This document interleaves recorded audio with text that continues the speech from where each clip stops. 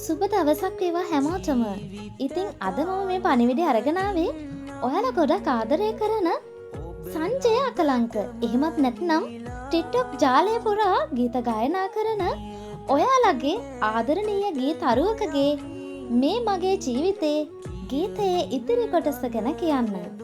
මේ මගේ ජීවිතය කියන්නේ ප්‍රේමෙන් බැඳුණු හදවත් දෙකක් වෙන් වී ගියත් ඒ හදවත තුල සදාකල් නොවෙනස් වූ ආදරයක්. ඉතින් ඔන්න ඒ ආදරයට අලුත් බලාපොරොත්තුවක් වගේම ආරම්භයක් විදිහට නොවෙනස් වූ ඒ ආදර කතාවේ දෙවැනි කොටස.